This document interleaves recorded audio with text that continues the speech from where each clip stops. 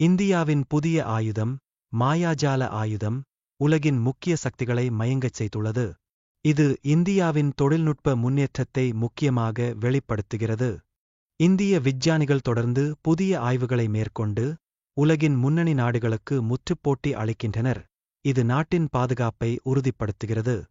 இந்திய கடற்படை தற்போது மெயின் ஸ்வீப்பர் படகுகள் பற்றிய சிக்கல்களை எதிர்கொள்கிறது. ஏனெனில் சீனாவின் கையில் 100 மெயின் ஸ்வீப்பர் படகுகள் உள்ளன.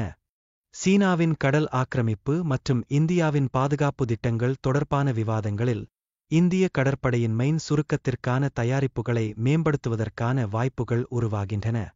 இந்தியாவின் புதிய மைக்ரோ ஏயுவி தொடர் உற்பத்தி குறித்த விவரங்கள் மிகுந்த தேவையை உணர்த்துகின்றது. இது செலவு குறைவாகவும் திறமையானதாகவும் இருக்கிறது. ஏயுவிகளை மனித உயிர்களை பாதுகாக்க மெயின் சுருக்கத்திற்கு பயன்படுத்துவது தவிர்க்க முடியாத ஆபத்துகளை குறைக்கும் முக்கிய தீர்வாக காணப்படுகிறது.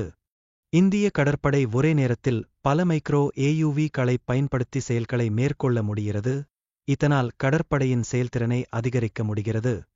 இந்தியாவின் புதிய பாலிஸ்டிக் மிசைல் சீனம் மற்றும் பாகிஸ்தானுக்கே மட்டுமல்ல, இது அமெரிக்காவுக்கும் ஒரு அச்சுறுத்தலாக இருக்கும்.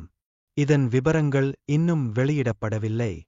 இந்த புதிய மிசைல் 800 முதல் 2400 கிமீ வரை தாக்குதல் செய்யும் திறனை உடையதாக உள்ளது மற்றும் இது இந்திய பாதுகாப்பு அமைப்பில் முக்கிய பங்கு வகிக்கிறது. இந்த ஏவுகணையின் சோதனையை மீண்டும் நடத்துவதற்கான காரணங்கள் குறித்து பலவிதமான வாதங்கள் உள்ளன.